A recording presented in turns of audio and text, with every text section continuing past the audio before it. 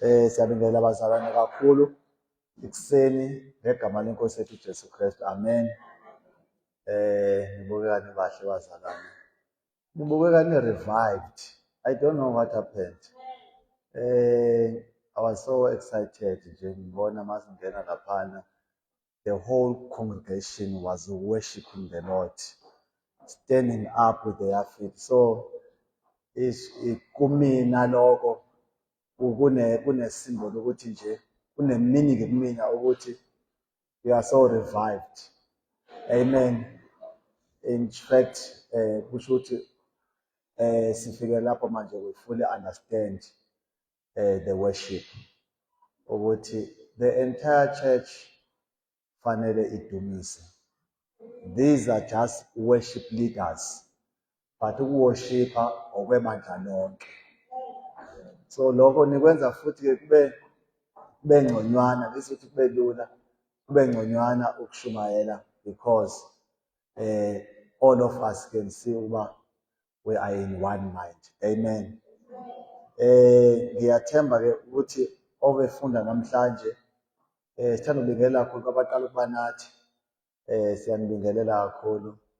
Siyabonga kakhulu, ngiyazibona izandla lapha, ngiyababona. Siyabonga kakhulu banizohlanganyela nathi namhlanje. Nibone kule ikhaya eningangena kulona, nibone ukuthi kudliwane ngaphakathi. Amen. In the same note sicela uxolisa abazalwane kube khona idelay encane yokuqala kweservice yanamhlanje. I-Crossroads ibine service ehlukile, bebengena normal service, bebene memorial service namhlanje.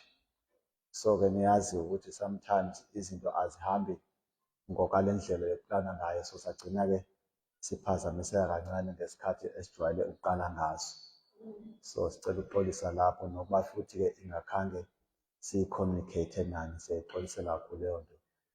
Kodwa ke uNkulunkulu lokhu akupreparele thina namhlanje akuziba enough, akuziba less, but kuzoba lokhu asilungiselele khona. Amen. Ayikho into ezothi hayi because Crossroads ithatha isikhathi esingaka, so manje we're not gonna get enough of the provision uNkulunkulu abe silungiselele yona namhlanje. Amen.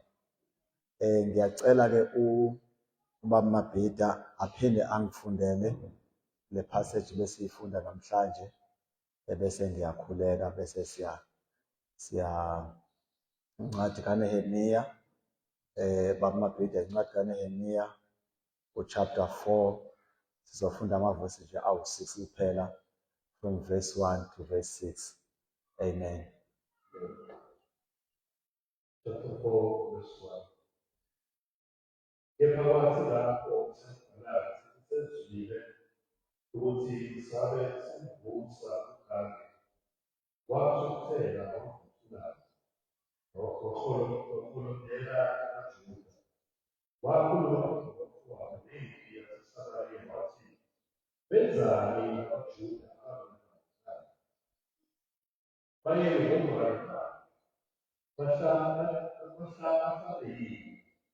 Bakuqede ngosuku, bavusa amatshe emafuthufutwini amabili lokhu eshisiwe lana.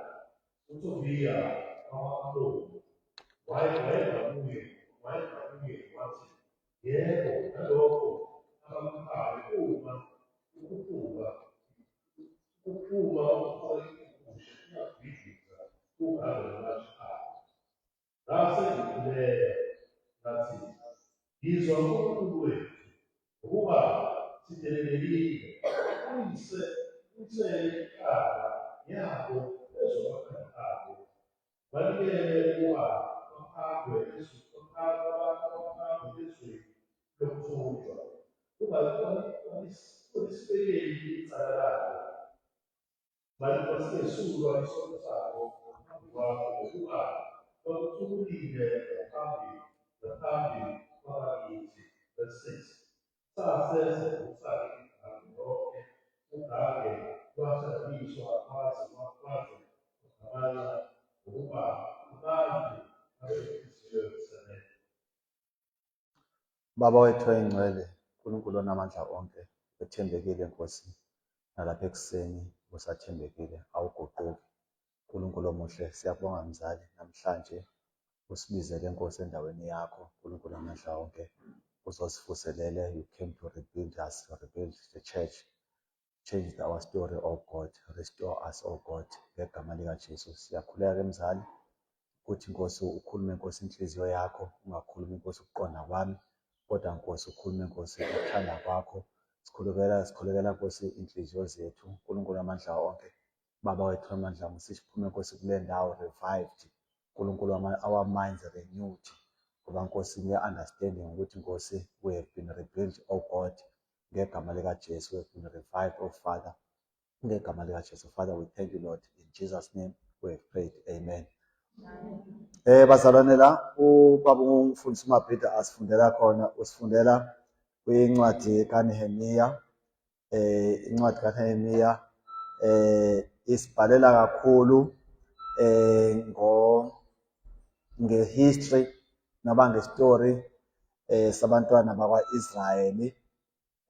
Lapho abantwana bakwa-Israyeli babethunjiwe. Siyazi sonke, siya-understanda ukuthi abantwana bakwa-Israyeli ngabantu ababemkhonza uNkulunkulu, kodwa babene-weakness yokuhleze bephuma ecebeni likaNkulunkulu njalo. So ngaleso sizathu-ke uNkulunkulu sometimes wavumela ukuthi isitha sibathathe sibase ekuthunjweni. So during that period-ke sabahamba bayohlala ekuthunjweni for isikhathi eside kakhulu, for more than half a century, about 70 years bethunjiwe abantwana bakwa-Israyeli. So out of ukuthunjwa kwabo-ke there was a lot eyenzekayo eJerusalem esikhathi bethunjiwe for isikhathi eside, and then kuningi okwamoshakalayo. iJerusalema yaqala nayo yangabikho kwisimo efanele ibe kusona. And then into eyenzakala-ke bazalwane, siyakhumbula ukuthi iJerusalema, siyazi sonke ukuthi i-significance yeJerusalema isho ukuthini kuthina. iJerusalema was the place apho kwaziwa khona ukuthi is the dwelling place for God. So siyazi-ke ukuthi uma ngaba kuthinteka iJerusalema, ithempeli laseJerusalema, siyazi ukuthi ibandla lonke liyanyakaziseka. So out of that-ke uNehemiya kuleyo period leyo kufika umfowabo ufika uzo-reporter ukuthi in fact akafika ngezo-reporter, uyambuza uNehemiya mayefika, ungaba isimo sasekhaya sinjani isimo eJerusalem. Uyaphendula-ke uNehemiya uthi impela isimo asisihle. Indonga zaseJerusalema zibhidlikile, wonke amasango awile. So uNehemiya-ke lento le uyithatha very serious. Uyasuka uNehemiya waphatheka kabuhlungu ngoba uma ngaba ungumzalwane, uma ubona isimo sebandla sintengantenga, awukwazi uba ungaphatheki kabi. So uNehemiya uyakhuleka, uya kuNkulunkulu. Uyakhuleka uNehemiya. Out of the prayer uNehemiya, siyakhumbula-ke ukuthi uNehemiya was not the first one ukuthi alande abantwana bakaNkulunkulu. Siyakhumbula ukuthi bakhona bokuqala uNkulunkulu abasebenzisayo. So uNehemiya, uEzra noZerubabel. uNehemiya-ke na wayengumuntu wesithathu ukuthi alide laba bazalwane babekuthunjiwe. uNehemiya-ke masibheka kuchapter 1 yale ncwadi, uNehemiya uyaphatheka kabuhlungu, uyahlukumezeka, and then uNehemiya uyakhuleka, uyafasta. uNehemiya mayefasta ufumanisa ukuba manje unokukhathazeka. Bese-ke uNehemiya ngoba wayesebenza angazi bangesiZulu yini, kodwa yona kuthiwa waye-cupbearer yenkosi. Bathi mhlawumbe insila yenkosi. So uNehemiya nomsebenzi wakhe ke bazalwane, umsebenzi obonakala ngathi udelelekile kuthina, kodwa ngumsebenzi obaluleke kakhulu ebukhosini, ngoba inkosi ayikwazi ukuthi even ukuphuza iwayini noma ngamanzi, ayikwazi ukuphuza lutho ingakhange idlule emlonyeni wensila yenkosi. So uNehemiya uthola le report, uyashintsha ebusweni bakhe, uyakhathazeka kakhulu. And then inkosi iyakunothisa lokhu ukuthi ayibo, ngiyasibona isisebenzi sami sikhathazekile. Ngokomthetho-ke uma ngaba isisebenzi senkosi sinokunyukubala, sine facial expression engekho yinhle, leyo isayini yokumdelela inkosi. Noma ngaba is a sign ukuthi kukhona le plan ophezukwayo. Mhlambe is either useplanini yokwenza uzungu lenkosi ukuthi ibulawe. So umuntu oyinsila yenkosi uma etholwa ebona enyukubala phambi kwenkosi, ngokomthetho akufanele lo muntu loba makabulawe. Amen. So iyambuza-ke inkosi ukuthi ingaba kwenzakalani. uNehemiya siyambona khona lapha kuverse 3 ka chapter 1, before aphendule uNehemiya uyakhuleka. Kusho ukuthi bazalwane, before engage nakwesiphi na isimo, umkhuleko akufanelekanga sibe programmed ukuthi now kufanele sikhuleke manje. So uyakhuleka uNehemiya, and then abese sithi-ke sepresenta icase yakhe kwinkosi. uNehemiya umsebenzi wakhe wawumsebenzi ocritical kakhulu, ngoba la akufanelekanga uNehemiya ukuthi ungathatha i-leave nangasiphi na isikhathi, kodwa simbona la ecela i-leave ukuthi no, fanele ngiyolungisa okungikuzwa, le report lena fanele ngiresponde. So njengebandla, ibandla akufanelekanga ukuba ngaba lingathula noma izimo liyabona ukuthi no, there is something engahambi kahle ebandleni. So fanele singabazalwane sazi ukuthi we are prepared even emsebenzini ukuthatha i-leave. Isikhathi esiningi ama-leave siwathatha only ukuba sihambe mhlawumbe siyokwenesa izinto zethu, siphume kuzani. Kodwa sibona la uNehemiya esetha an example ukuthi ibandla uma ngaba libona ukunyakaziseka, fanele ibandla lishiya yonke into. Okokuqala fanele likhuleke. Okwesibili fanele ibandla liprepare isikhathi ukulungisa noma yini eyenzekayo. Amen.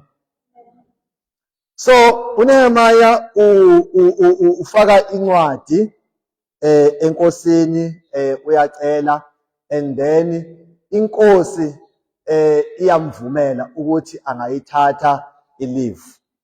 Lana sibona uNkulunkulu ke bazalwane esebenza ukuthi uma ngaba uNkulunkulu efuna umsebenzi wakhe wenzeke, ama-channels and the procedures ayashintsha, ngoba ngokomthetho akufanelekanga uzobona even isikhathi uNehemiya awasinikwayo se-leave, wanikezwa i-leave ka-12 years. Hallelujah. So lokhu kusymbolize ukuthi uNkulunkulu uma efuna umsebenzi wakhe wenzeke, kwenzeka izinto ezingajwayelekile. Thina njengebandla we just need to ba sizi-align nelokhuzana kaNkulunkulu. Amen. So lana isihloko sethu sithi uma usenza umsebenzi waNkulunkulu, fanele ube prepared ukufacea the opposition. Amen. Ukuba ngaba ibandla alikabikho prepared ukuthi lizomelana nama-opposition, that means ibandla alikabi nawo umqondo to build. Amen.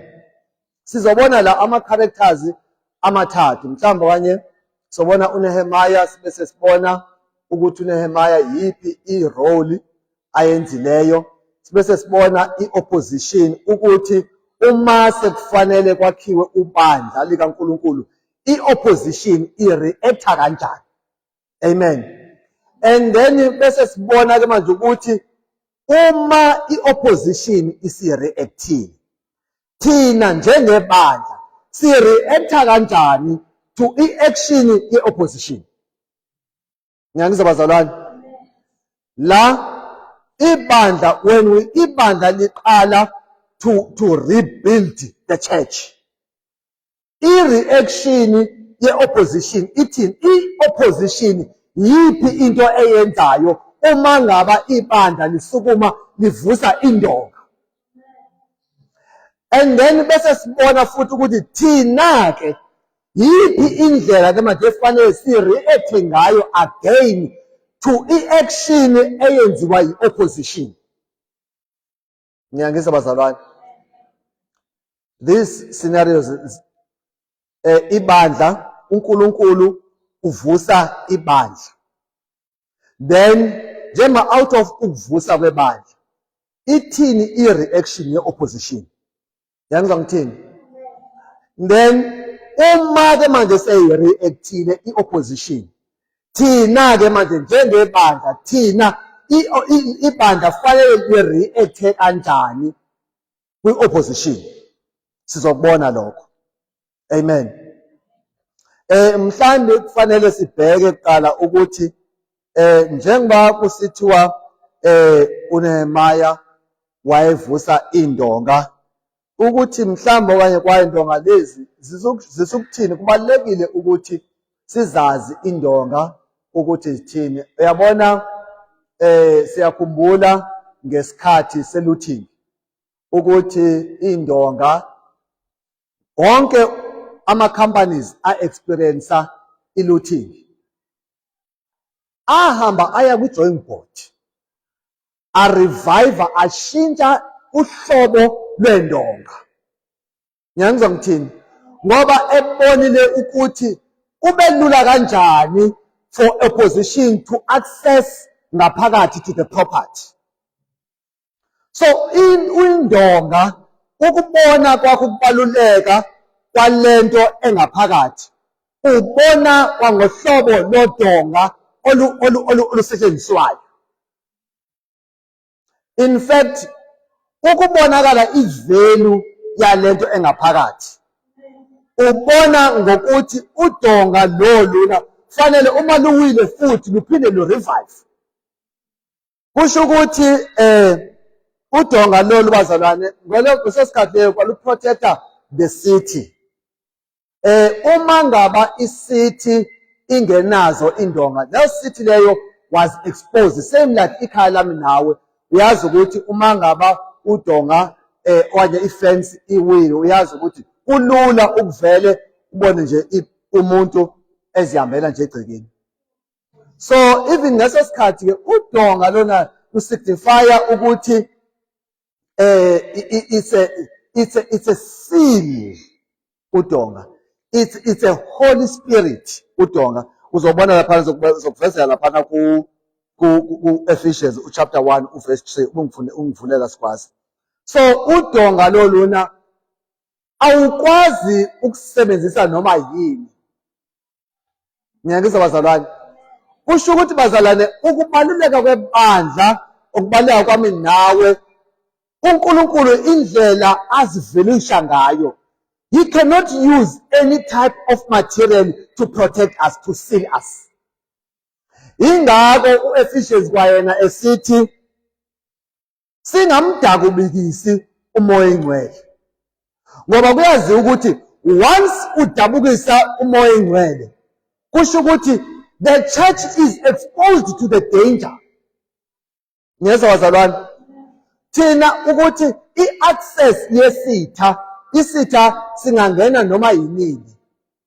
Ngiyangizwa bazalwane, ingakho kusithiwa singamdabukisi umoya oyingcwele, ngoba noma yini esiyenzayo without the presence of the Holy Spirit, everything esiyenzayo is exposed.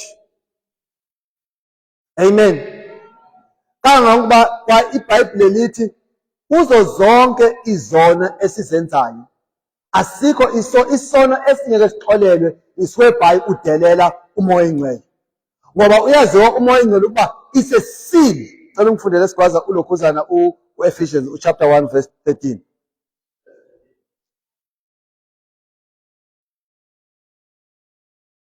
Verse 13. Kuye ivangeli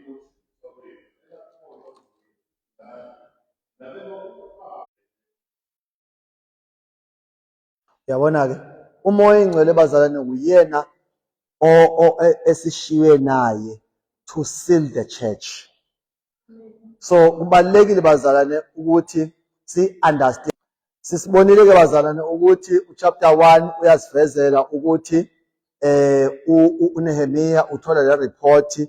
uNehemiya emva koko uyayithola report ukuthi indonga ziwile, even amagate wakhona wasekho.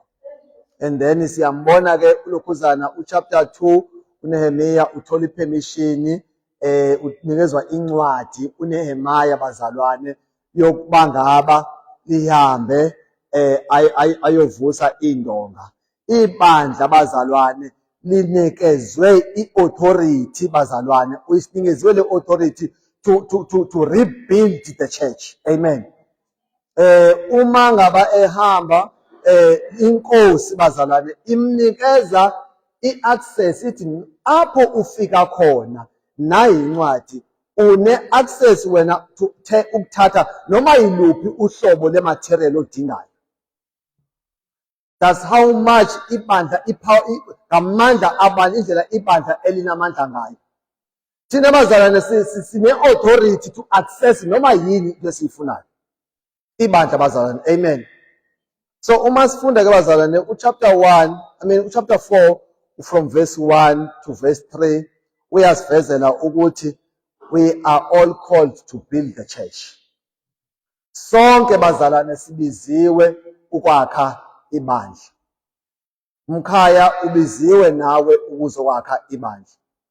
Sonke sibiziwe bazalwane ukwakha ibandla, kodwa ke nayi into ke eyenzeka la bazalwane, sonke sinikezwe ama-different roles. Kodwa ke ungakhohlwa ukuba ngaba ubizelwe ukwenza umsebenzi kaNkulunkulu, uzofumana bazalwane a lot of opposition. Abanye bazalwane bazodiscourageka even ukwenza umsebenzi kaNkulunkulu, even to be kuma-structures ebandla, ngoba uzobizwa, fanele ukulindele njengomzalwane ukuthi uma usenza umsebenzi kaNkulunkulu uzoba namagama obizwa ngawo. Lo uzokubona la kule khuzana kule passage ukuthi if ever you have decided ukwenza umsebenzi kaNkulunkulu, isitha bazalwane sizokubiza nangayo ayiphinda. Ngoba why? Because isitha sivele akade isihloso yaso is to kill and destroy. Amen. Ngicela ke sigwaza ungifundele verse 1 to verse 3. Verse 1. Ngeke wathi lapho uSefanathi esezwini ukuthi sale singusawulani, wathi ukuthela nabo khona wakhuluma ngokufana Sigwaza ngicela ungifundele verse 1 kuphela. Kepha wathi lapho uSefanathi esezwini ukuba sale singusawulani, wathi ukuthela Lalela-ke, uyakhumbula into yokuba all along sikhuluma ngoNehemiya, kodwa manje mase ubheka la uNehemiya manje is coming out, akaseyona i-priority, kuthiwa manje wasesilivusa ugange. Yezwa nto le kusho ukuthi le nto lena akusena ngapha about uNehemiah, but ibandla silivusa ugange, not the individual. Yes, umfundisi angakwazi ukulida ibandla, angakwazi ukuqala umsebenzi kaNkulunkulu, kodwa ukwakha, to build, is a responsibility of the church. Kuthiwa xa mase sesilivusa ugange, ithi lana, when Sanballat heard that we were building, uyakhumbula uba uchapter 1 uveza uNehemiah as if he is the one who is building. No, ibandla la elakhayo, uthi we were building the church. Amen. And then ngicela uthi ke manje la, he became angry and was very greatly incensed. Angazi ukuthi lapho kwe sikwazi ubhika verse 1. Nayi ke lento wathukuthela. Uyabona umuntu uma ethukuthela, uyabona i-emphasis la, kuthiwa wathukuthela, but akagcini lapho lo bhala isizulu, uthi wagana unwabu. So uma ngama usenza umsebenzi kaNkulunkulu, the enemy ayiziba enje kuphela, but izogana unwabu, very upset, because lana you are building the church. So expect ukuthi, and kamnandi lana, as much as uTobiya noSanballat bebiziwe, but uzobona ukuthi lana akubona bodwa lana uSanballat noTobiya, they are coming with the full army. So uma usenza umsebenzi kaNkulunkulu, yazi ukuthi, understand ukuthi i-ability yesitha obhekene naso, this is not just an ordinary boy, but ubhekene nesitha. Waqhubeka sikwazi.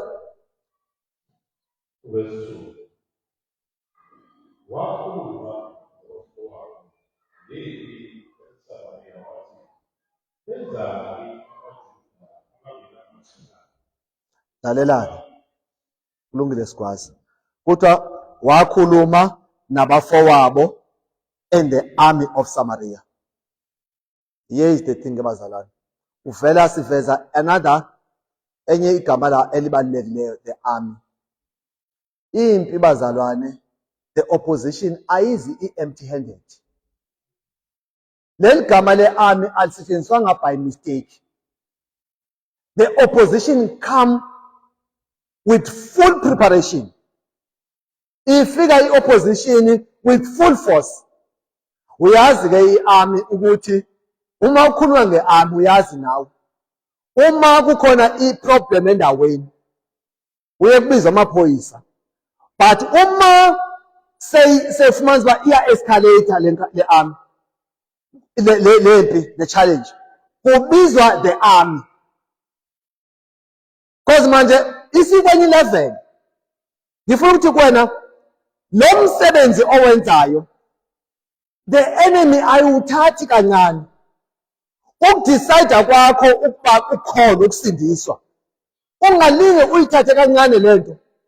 I-enemy will take the full army. Lalelani, i-army ke bazalwane iyatrainwa. I-army nje bazalwane ayithathwa nje i-army. An army is a well-trained somebody okulindele ukubhekana nasiphi. I-army, another great thing about the army, i-army bazalwane ayinikezwa nje just an ordinary guns. Izibhamu zamaphoyisa azifani nezibhamu ze-army. This is what the church is facing. Hallelujah. No, asibhekana nento encane bazalwane, sibhekene ne-army that is full equipped. Ubungakubabone laba be-army uma besenza lama exercise wabebonisa ukuthi what are they capable of. Ungabona these people, they are like animals. Is how much uSatan ahlome ngayo for the church. wena ke vilapha ukhuleka. The person esibhekene nayo is a fully equipped enemy. It's a whole army. Ilalela ke la, i-army ke ayibizwa nge-army if ever it's an individual. It's an army because it's a group of well-trained people. So uma ngaba sibhekene nesithi bazalwane, we are not just facing just Lekhuza, but we are facing the full army. Amen. Cela ungifundele ke sikwazi.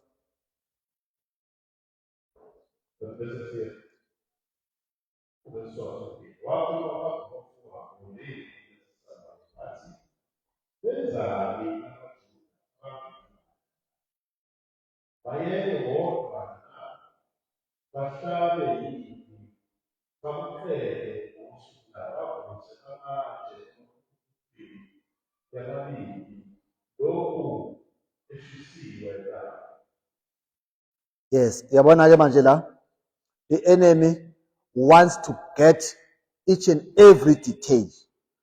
The enemy manje iyalokhuzana iya uma isitha bazathe opposition, uma ifika kuwena, yazi isitha bazalwane, the thing uNkulunkulu aseyiprepare wena. Also usazi, also uNkulunkulu awulungiselele yona. Isitha before wena ifike kuwena, isitha sesiyazi. Ngoba isitha bazalana is always playing ahead of us. So ukuba ngaba ke bazalana, when we're dealing, usizwa la uthiwa, what are they, usho ukuthi lana, what are they doing? Will they finish in a day? Yabona masithi will they finish a day? Usitha sesisazi ukuthi the target la is only 52 days.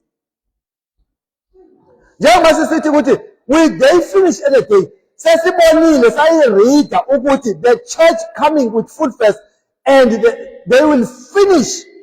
That wall bazalwana was big, but it was only finished with 52 days. Manje uyabuza ukuthi will they finish it?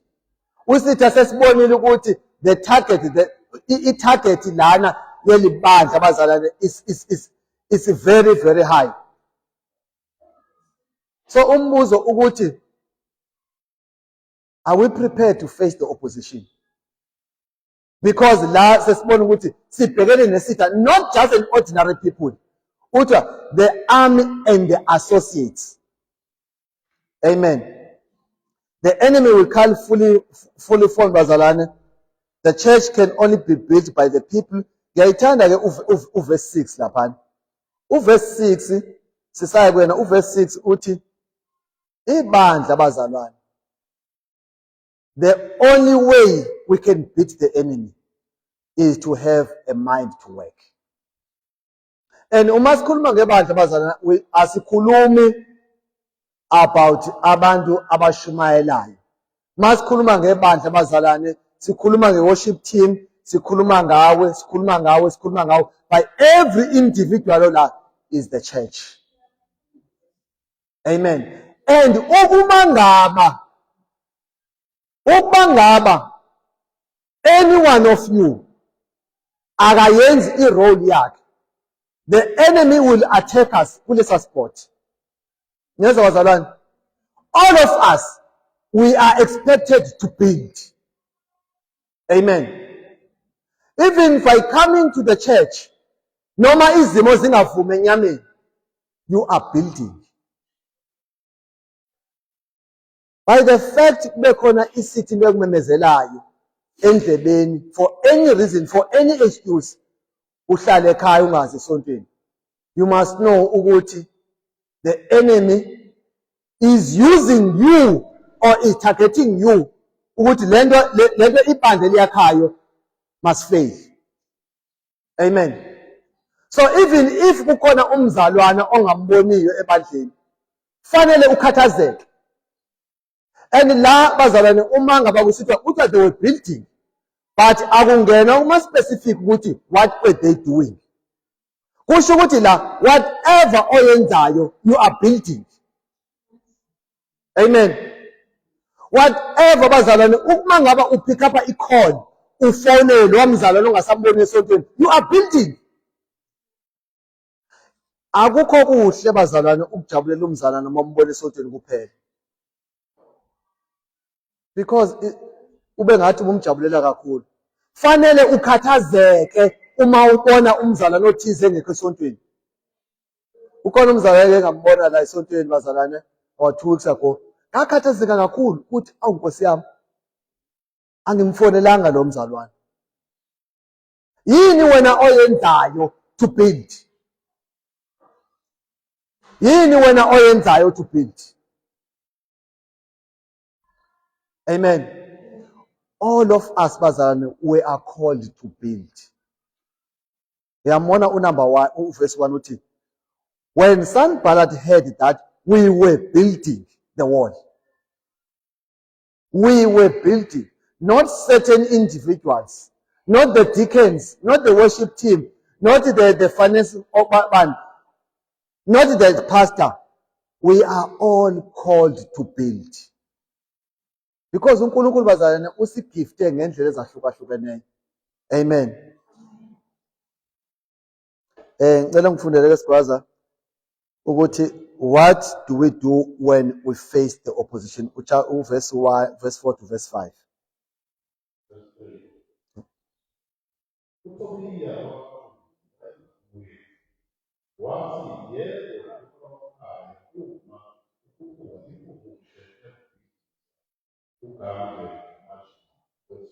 Iba kanjalo kwesikwazi.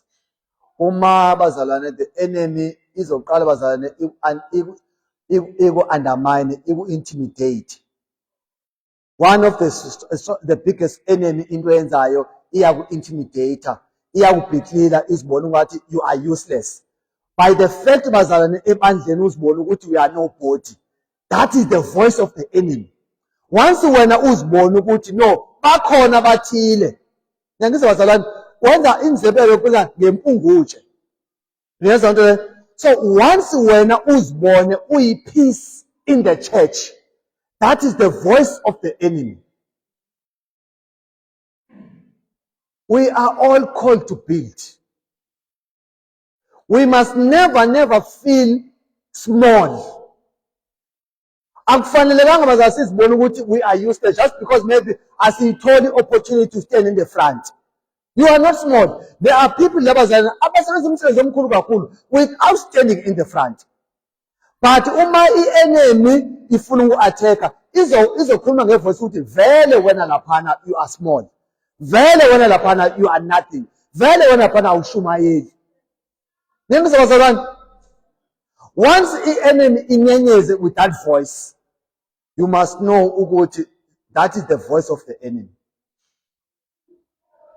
Akufanelekanga bazalwane, even the small up to the Sunday school. Up to the Sunday school.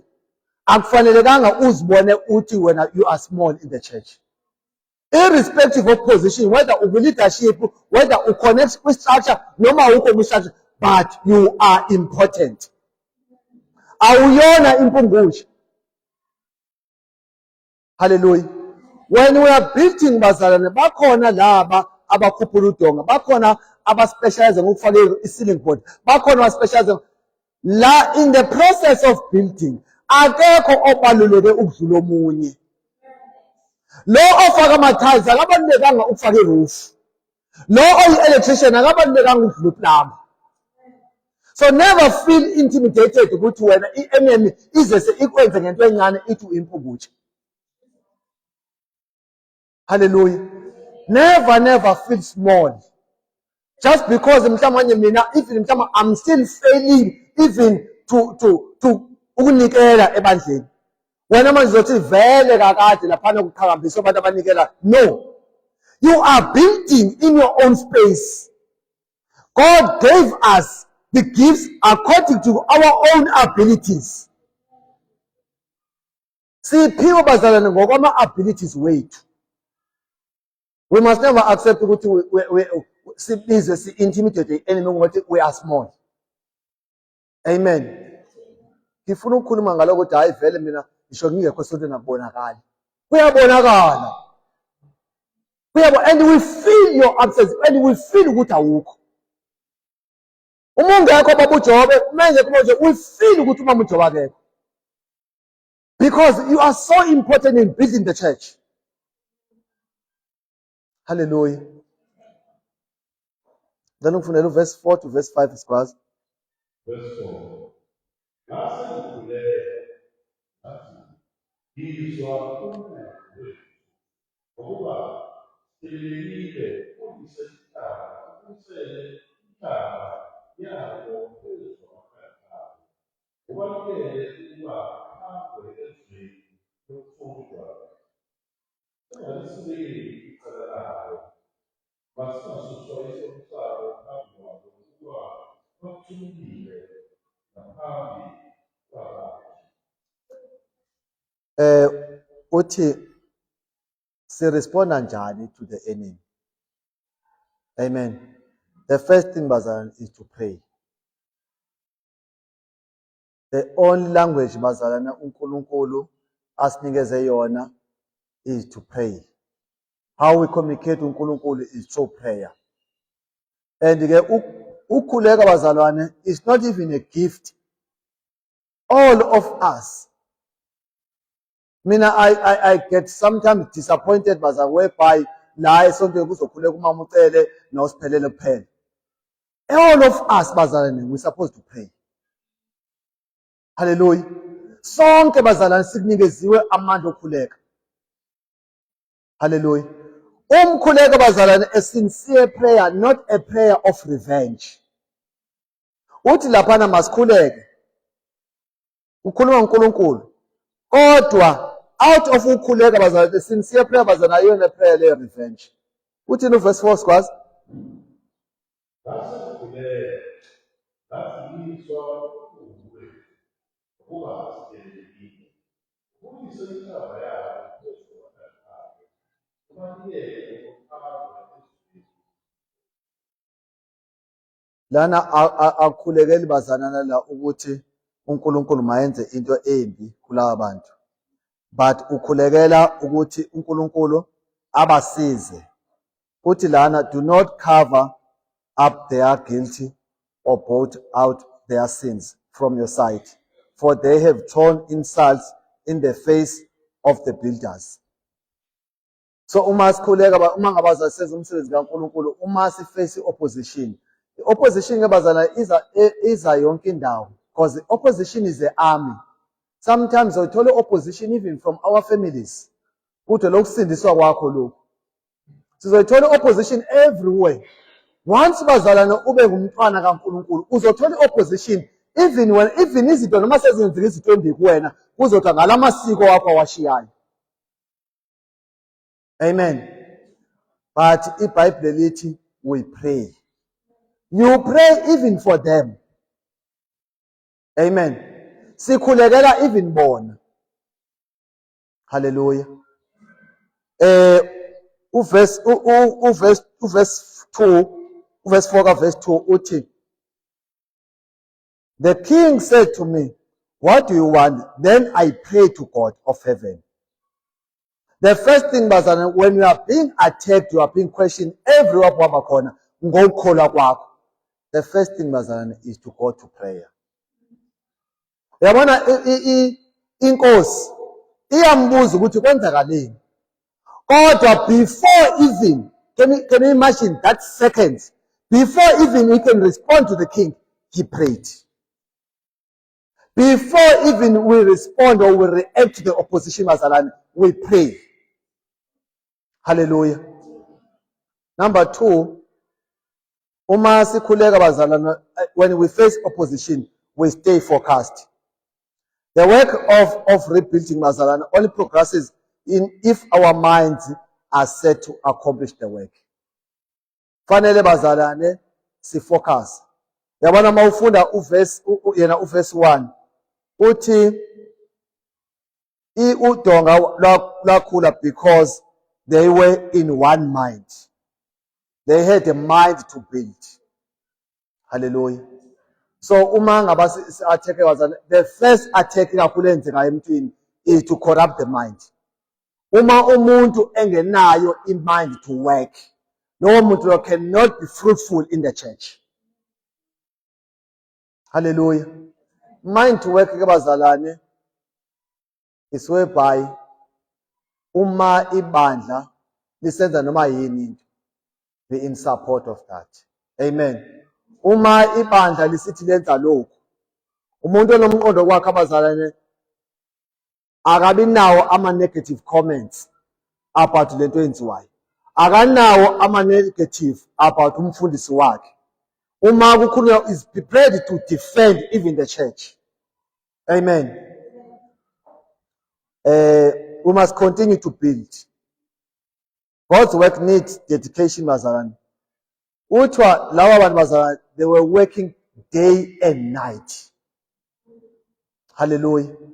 Uma bazalwane ngicela ngifundele uverse 17 sikwaza ka chapter 2.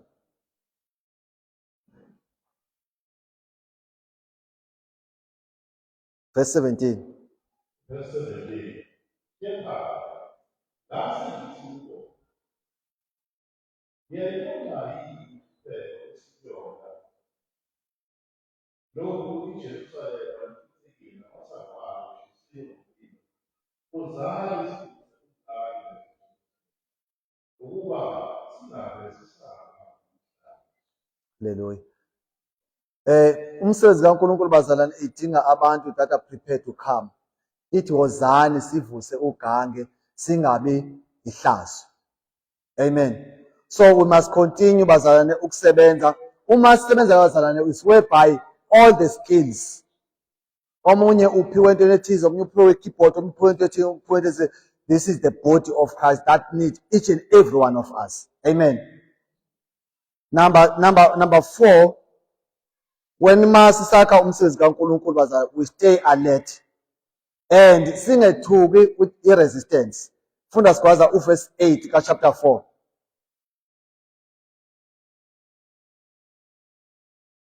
Verse 8. Benza ubomi bukaye ukulwa leSusa. Alilanga. Ngophinde sikwazi? Yeah, verse 8 one. Benza ubomi bukaye ukulwa leSusa. Verse 1 and 2. Verse 1.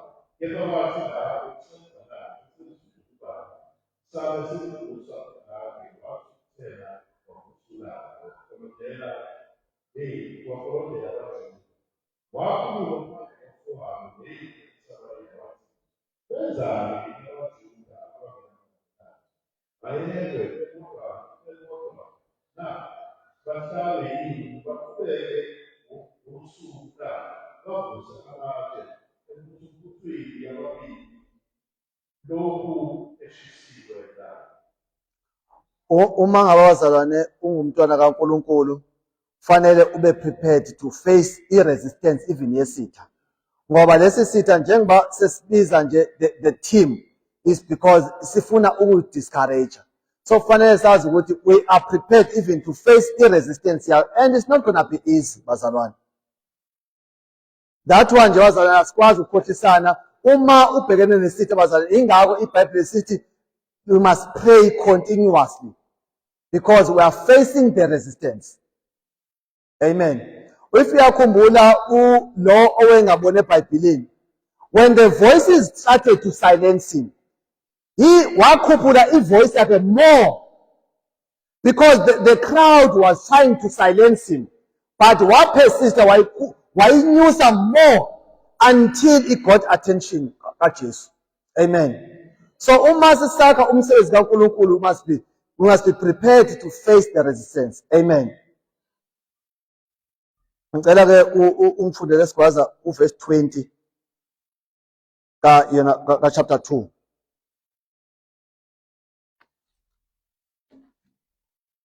Verse 3. Lasengibuyisela phansi uNkulunkulu wethu uyakusiphelelisa ngalokho thina sikuzake siyasuka sakhe kepha nina anisebasabelo aluleko nasukuzo. I answered them saying, the God of heaven will give us success. his servants will start rebuilding, but for you, you have no share in Jerusalem and any claim of historic right to it. We must trust the Lord, bazalwane. Once you depend with your own abilities, you're going to fail. The only way, bazalwane, ukwenza umsebenzi kaNkulunkulu is put your trust unto the Lord. As long as you depend with ability yakho, with intellect yakho, ubuhlakani bakho, kwimali yakho, ingakho bazalwane, even the money that we have, we are just stewards to use it. If ever asimthembi uNkulunkulu, even with our money that we have, asikwazi ukuqhubeleka bazalwane sakho umsebenzi kaNkulunkulu, because sithembe sibheka even amalokuzana states of the country of the economy. Thina bazalwane sibhekanga i-economy ukuthi ithi njani, but sithemba uNkulunkulu. iBhayibheli ethi ingcebo ekaNkulunkulu. So as long as sitrasta ilokuzana sibheka isimo sezwe, ngisho noma kuthiwa kuya-retrenchwa emsebenzini, but wena mthemba uNkulunkulu ukuthi mina, because I'm the chosen generation, I'm not going to be retrenched. Hallelujah. So when we are doing umsebenzi kaNkulunkulu bazalwane, we need to trust the Lord. Put your trust kuNkulunkulu. Uyena ozokuphumelelisa. Uyena ozokdirector bazalwane. Amen. Number 5. Have faith bazalwane. Faith bazalwane is an assurance of the unseen things. Chapter 11 utsho njalo. Ngicela ngifunde chapter verse 1 chapter 11 sibase uHebrews.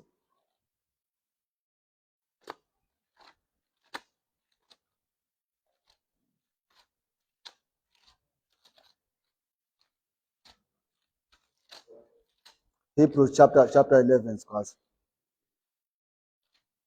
Verse 1, all of this is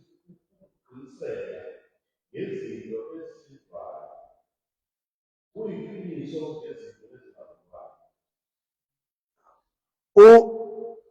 Abazalwane baba ne-assurance ukuthi irrespective of the opposition, siyibonile opposition collector ye-army, siyibonile ukuthi isitoko kangakanani, but ngenxa ye-faith esinayo, ngenxa ye-faith bazalwane onayo, you will be able ukwenza umsebenzi kaNkulunkulu. But ngaphandle kwe-faith, i-faith bazalwane is assurance of things not seen. Ukuze lokhu esikubonayo imiphumela yoku esingakuboniyo. Amen. So if ever bazalwane emsebenzini kaNkulunkulu asinalo ukholo, I will never succeed. Amen. Faith says, I don't need to defend myself. Laba bazalwane baba ne-assurance even before beqala umsebenzi ukuthi they will finish umsebenzi.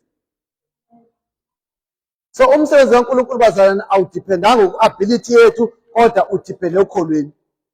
So ukuba ngaba you are intimidated uma usenza umsebenzi kaNkulunkulu, ukuba ngaba you don't expect any opposition. Sometimes opposition iba khona within the church. Opposition uthola ukuthi kuzovele kuvuke nje opposition ku-worship team. Kuthiwe mhlawumbe uma usibiya uyena simthanda kakhulu. That is the opposition within the church. If ever awukho forecast, if ever you are not determined to build, if awunalo ukholo, you will quit from the worship team. Hallelujah. I-opposition bazalwane, because yabona emasocial bazalwane, yona department emasocial enazo zonke all the professionals. Inama-electrician, inodokotela, inobanibani, every professional ikhona. So uma kusithiwa the enemy was coming with full army, kusho ukuthi kukhona yonke inhlobo of the enemy. And his voice ye-enemy yona sometimes ufumana yona eloud. Uthi usenza umsebenzi uvele uthi hayi uzenza ngcono. It's the voice of the enemy. Uthi yamona ubaba uDlamini akasezi ukuvuka ekuseni azosetha because uthi phela uzenza ngcono. That's the work of the enemy. But if ever when you are not forecast, if ever when you don't trust God, it is God okhethile to do lo msebenzi. Uzokhwitha baba uDlamini. Uthi hayi vele kwathiwa ngizenza ngcono. Amen. We must pray bazalwane. Umsebenzi kaNkulunkulu asikwazi ukuwenza ngaphandle kokukhuleka. Ukuthemba umsebenzi, ukuthemba bazalwane uNkulunkulu akusho ukuthi we're not going to face the attacks. Fanele sazi ukuthi we are under attack. And ukuze bazalwane, this building, the church, to stand, it needs all of us. The leadership, the worshippers, all the departments, everyone bazalwane. Lalela-ke. Uma ngaba bazalwane uNkulunkulu ekodini umsebenzi kaNkulunkulu. There is nothing. Yabona la inkosi uNehemiah yamnikeza i-leave 12 years.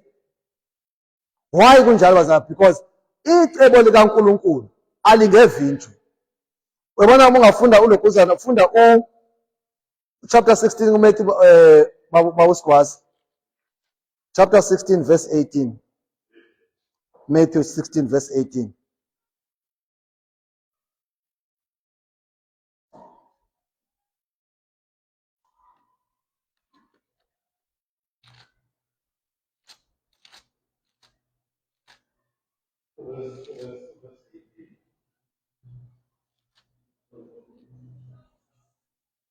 Chapter 16 verse 18.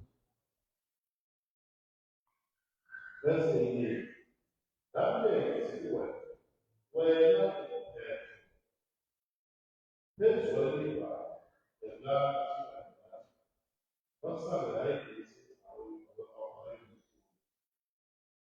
Uma usenza umsebenzi kaNkulunkulu bazalwane with the faith, you must know that there is nothing that can stop us.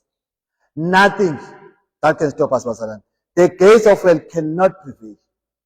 Uyabona laphana ukuthi uNehemiah was going with the permission everywhere apho uhamba khona kuyavula. Everywhere ufika producer, everywhere apho uhamba khona ufika producer ukuthi thatha material oyifunayo, thatha material oyifunayo, thatha.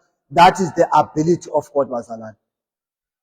Ayikho into engavimba icebo likaNkulunkulu, but provided you have a mind to work, you trust the Lord, you are sure that it is God that is ordained you to do the work. Ibandla likaNkulunkulu cannot be built by individuals. We are all called to build. Sonke bazalwane sibizele ukwakha, irrespective of where you are. Babongwane bizele ukwakha. And lana akunama specifics ukuthi kwakhiwa kanjani. But ukuthiwa sonke siyakha. Mama ucele sibizele sonke sibizele ukwakha. Sibizele ukwakha abazalwane sonke, all of us. So that is the message bazalwane namhlanje ukuthi noma ngaba bazalwane uzifa discourage, you must know that that is the work of icebo lika Satan. Noma ngaba bazalwane uzibona uhletshiwe ebandleni, because bazalwane sometimes uSathana uzosebenzisa umuntu akuhleba akhulume kambi ngawo. That is the voice of the enemy. Noma because uzokwenza noma yini to come to discourage you, because uyazi ukuthi you are building the body of Christ. Amen. UNkulunkulu anibusise bazalwane.